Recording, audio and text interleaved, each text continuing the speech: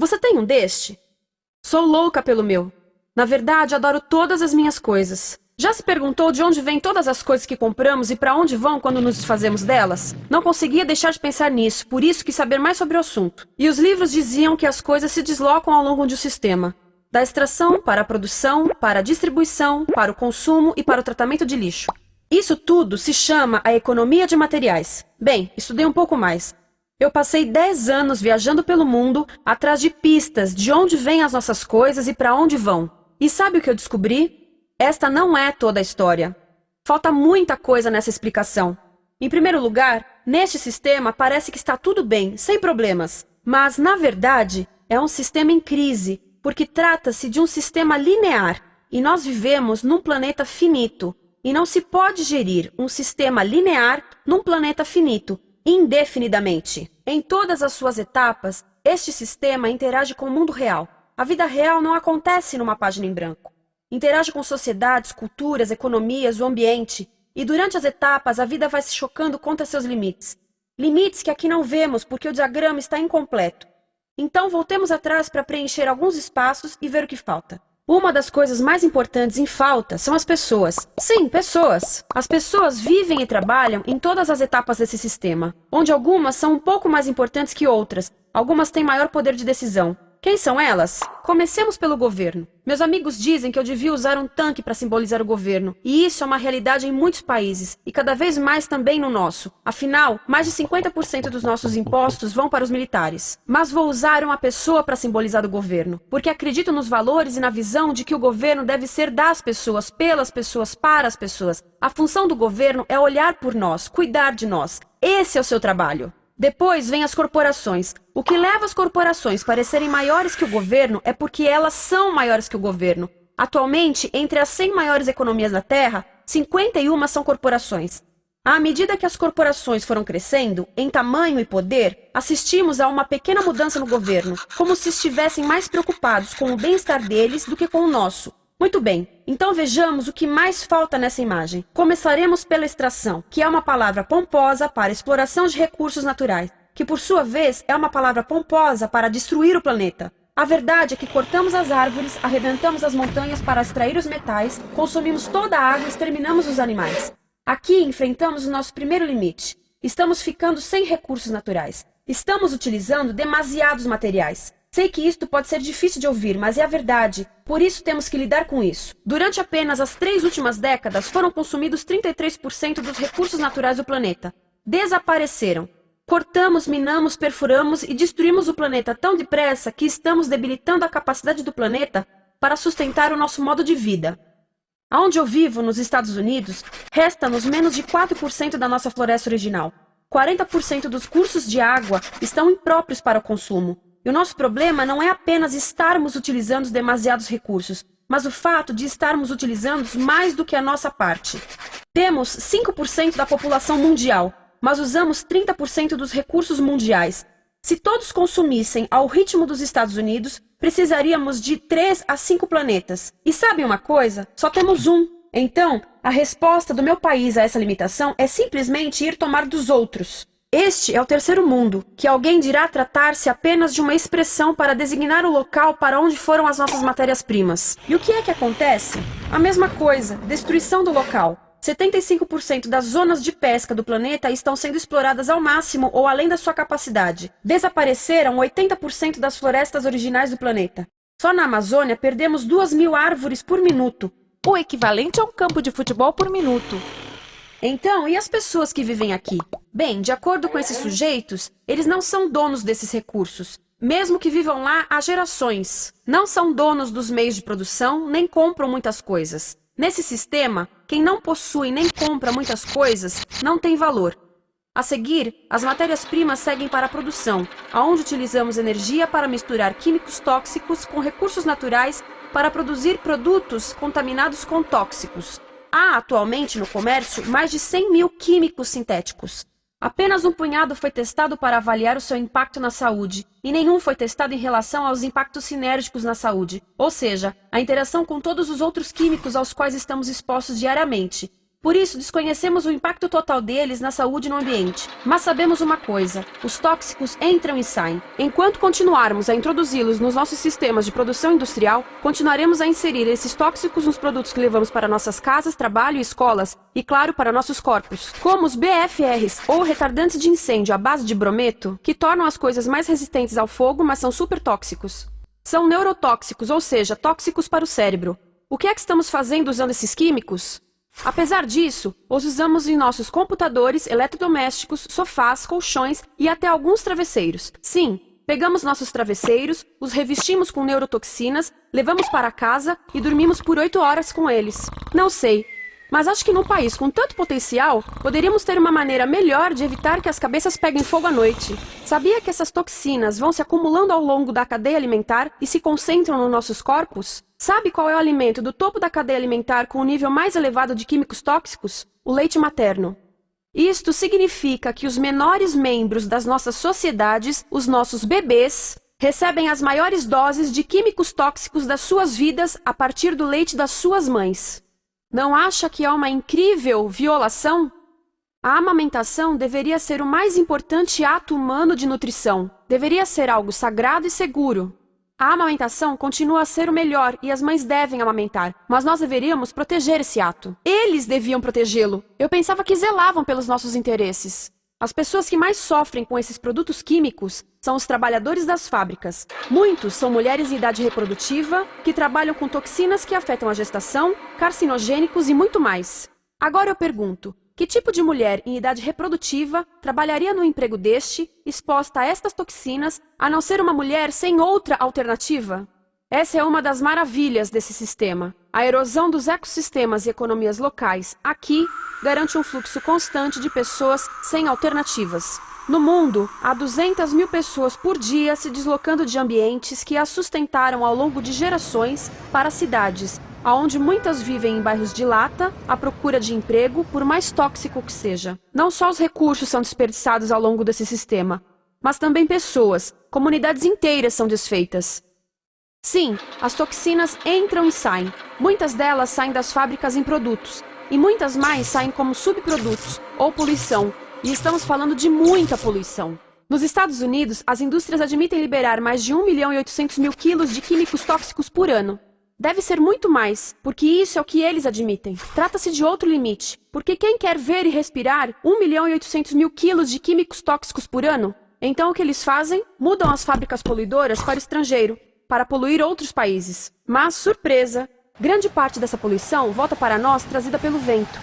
E o que acontece depois de todos os recursos naturais serem transformados em produtos? Passam por aqui, para a distribuição, o que significa vender todo o lixo contaminado com toxinas o mais rápido possível. Aqui, o objetivo é manter os preços baixos, com as pessoas comprando os produtos em constante movimento. Como eles mantêm os preços baixos? Pagam salários baixos aos trabalhadores das lojas e restringem o acesso aos seguros de saúde sempre que podem. Tudo se resume em exteriorizar os custos. O verdadeiro custo da produção não se reflete no preço. Em outras palavras, não pagamos aquilo que compramos. Outro dia estive pensando nisto. Ia a caminho do trabalho e queria ouvir as notícias. Por isso entrei numa loja para comprar um rádio. Encontrei um pequeno rádio verde engraçado que custava $4,99. Na fila do caixa pensei, como $4,99 podem refletir o custo da produção e transporte desse rádio até ele chegar nas minhas mãos? O metal deve ter sido extraído na África do Sul. O petróleo provavelmente do Iraque. O plástico produzido na China e talvez montado por uma criança de 15 anos numa fábrica do México. $4,99 não paga nem o aluguel do espaço ocupado na prateleira, nem parte do salário do empregado que me atendeu, ou as viagens de navio e caminhão que o rádio fez. Foi assim que eu percebi que eu não paguei o valor do rádio. Então, quem pagou? Estas pessoas pagaram com a perda do espaço dos seus recursos naturais.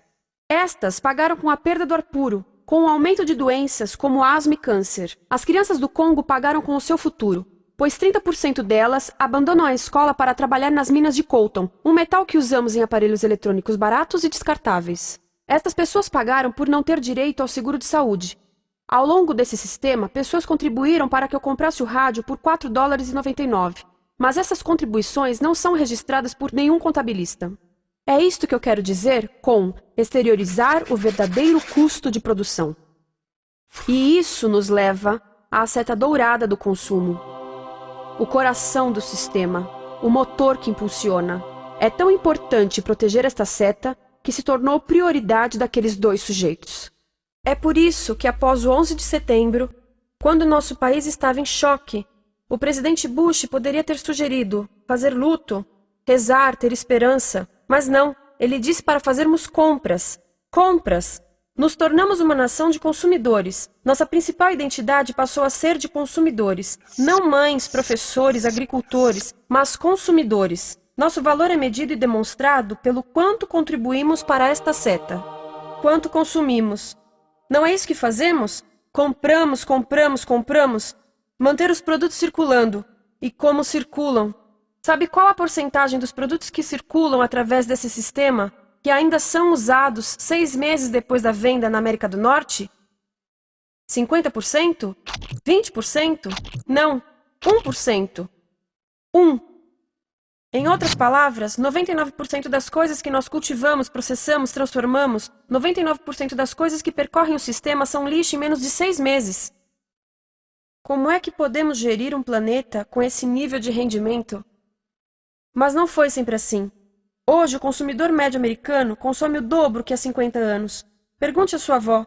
No tempo dela, a boa gestão, a engenhosidade e a poupança eram valorizados. Então, como é que isso aconteceu?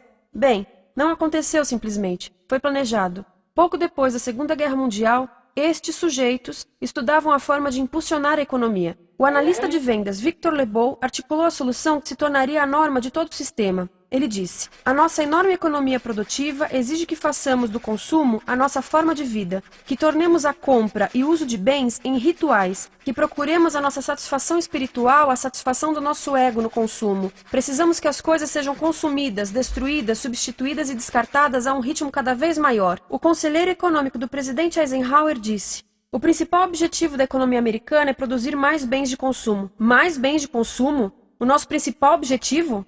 Não é providenciar cuidados médicos, ou educação, ou transportes seguros, ou sustentabilidade, ou justiça? Bens de consumo? Como é que eles nos fizeram adotar esse sistema de forma tão entusiástica? Bem, duas das suas estratégias mais bem-sucedidas são a obsolescência planejada e a obsolescência perceptiva. A obsolescência planejada é uma outra forma de dizer criado para ir para o lixo.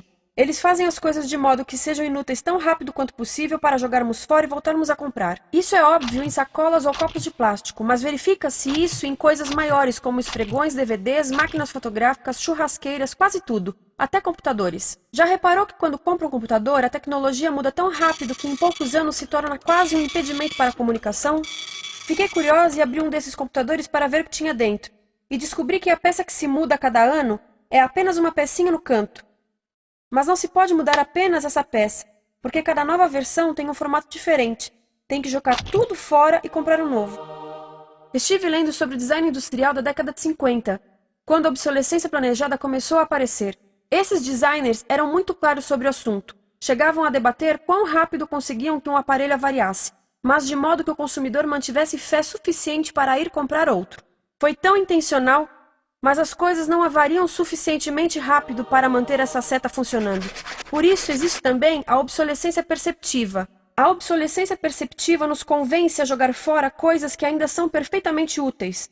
Como fazem isso? Mudam a aparência das coisas. Por isso, se comprou suas coisas há alguns anos, todos percebem que você não tem contribuído para essa seta. E como o nosso valor depende da nossa contribuição para essa seta, isso pode ser embaraçoso. Por exemplo, se eu tiver o mesmo monitor de computador gordo e branco na minha mesa por 5 anos e a minha colega tiver comprado um computador novo, ela vai ter um monitor plano brilhante que combina com o computador, com o celular e até com as canetas. Ela parece estar operando uma nave espacial e eu pareço que tenho uma máquina de lavar na mesa. A moda é outro bom exemplo. Já se perguntou por que os saltos dos sapatos das mulheres passam de largos para finos num ano e no próximo de finos para largos? Não é por haver um debate sobre qual deles é mais saudável. É porque usar saltos largos num ano de saltos finos mostra que você não contribuiu recentemente para a seta. Por isso não vale tanto quanto a pessoa com saltos finos ao seu lado, ou em um anúncio. É para comprarmos sapatos novos. A publicidade e a mídia em geral têm um papel importante nisto. Cada um de nós nos Estados Unidos é bombardeado com mais de 3.000 anúncios por dia. Vemos mais publicidade num ano do que as pessoas há 50 anos viam em toda a vida. Qual é o objetivo de um anúncio se não nos fazer infelizes com o que temos? Por isso, nos dizem 3.000 vezes por dia que o nosso cabelo está errado, nossa pele, nossa roupa, nossos móveis, nossos carros, nós estamos errados. Mas tudo se resolve se formos às compras. A mídia também ajuda a esconder tudo isto e isto. Por isso, a única parte da economia que vemos são as compras. A extração, produção e envio para o lixo acontecem fora do nosso campo de visão. Por isso, nos Estados Unidos, temos mais coisas do que tivemos antes, mas pesquisas mostram nossa felicidade declinando. Nossa felicidade teve seu pico na década de 50, a mesma época em que a febre consumista explodiu. Coincidência interessante. Acho que sei o porquê. Temos mais coisas, porém menos tempo para o que realmente nos faz felizes. Amigos, família, tempo livre.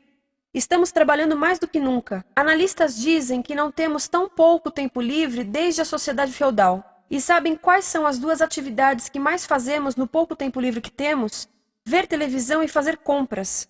Nós, americanos, passamos 3 a 4 vezes mais tempo comprando do que os europeus. Assim, nessa situação ridícula, vamos trabalhar talvez em 2 empregos, e quando chegamos em casa exaustos e sentamos no sofá novo para ver televisão, os anúncios dizem que não prestamos, então vamos às compras para nos sentirmos melhor. Depois trabalhamos mais para pagar o que compramos e chegamos em casa mais cansados, vemos mais televisão que nos diz para fazermos compras outra vez, e estamos nesse ciclo de trabalhar, ver, comprar, e podíamos simplesmente parar. Então, no final, o que acontece a todas essas coisas que compramos? Nesse ritmo de consumo, não cabe tudo em casa, apesar do tamanho médio das casas ter duplicado nesse país desde os anos 70. Vai tudo para o lixo, e isso nos leva ao tratamento do lixo.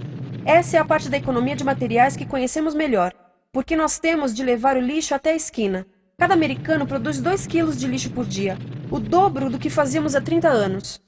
Todo esse lixo ou é despejado num aterro, que é um grande buraco no chão, ou ainda pior, primeiro é incinerado e depois despejado no aterro. As duas formas poluem o ar, o solo, a água, sem esquecer que alteram o clima. A incineração é realmente ruim. Lembra daqueles tóxicos da fase da produção? Bem, queimar o lixo libera esses tóxicos no ar. Pior ainda, produz supertóxicos novos, como a dioxina. A dioxina é a substância mais tóxica feita pelo homem, e os incineradores são a principal fonte de dioxina. Isso significa que podemos parar a principal fonte da mais tóxica substância conhecida e feita pelo homem, simplesmente parando de queimar o lixo. E podemos parar hoje. Algumas empresas não querem criar aterros e incineradores aqui. Por isso, também exportam os resíduos. Então, e a reciclagem? A reciclagem ajuda? Sim, a reciclagem ajuda. Ela reduz o lixo nessa extremidade e depois reduz a pressão para minerar e colher mais nessa extremidade. Sim, todos devemos reciclar, mas reciclar não é o suficiente. Reciclar nunca será suficiente, por 2 razões. Primeiro, o lixo que vem das nossas casas é apenas a ponta do iceberg. Para cada saco de lixo que deixamos na esquina, 70 sacos de lixo são criados anteriormente, só para fazer o lixo desse saco que deixamos na esquina. Assim, mesmo que pudéssemos reciclar 100% do lixo das nossas casas, não se chegaria ao coração do problema. Além disso, grande parte do lixo não pode ser reciclado, ou porque contém demasiados tóxicos, ou porque é criado de início para não ser reciclável, como aquelas caixas de suco, que têm as camadas de metal, papel e plástico, todas coladas. Não dá para separar essas camadas para reciclá-las. Como se vê, é um sistema em crise. Por todo o percurso, estamos batendo em limites, do clima em mudança ao decréscimo da felicidade. Simplesmente não está funcionando. Mas a parte boa de um problema tão generalizado é haver tantos pontos de intervenção. Há pessoas trabalhando aqui salvando florestas, e aqui na produção limpa. Pessoas trabalhando em direitos do trabalho, em comércio justo, em consumo consciente, no bloqueio de aterros e incineradores. E muito importante, em recuperar o nosso governo, para que seja realmente pelas pessoas e para as pessoas. Todo esse trabalho é criticamente importante, mas as coisas vão realmente começar a se mover quando enxergarmos as ligações, quando enxergarmos o panorama geral. Quando as pessoas ao longo do sistema se unirem, poderemos reivindicar e transformar esse sistema linear em algo novo, um sistema que não desperdice recursos ou pessoas. Porque aquilo de que precisamos nos livrar é da antiga mentalidade de usar e jogar fora. Há uma nova escola de pensamento nesse assunto, e é baseada em sustentabilidade e equidade, química verde, 0 resíduos, produção em ciclo fechado, energia renovável, economias locais vivas, já está acontecendo. Há quem diga que é irrealista, idealista, que não pode acontecer. Mas eu digo que quem é irrealista são os que querem continuar pelo velho caminho. Isso é que é sonhar. Lembre-se que a velha forma não aconteceu por acaso. Não é como a gravidade que temos que conviver. As pessoas a criaram, e nós também somos pessoas. Por isso, vamos criar algo novo.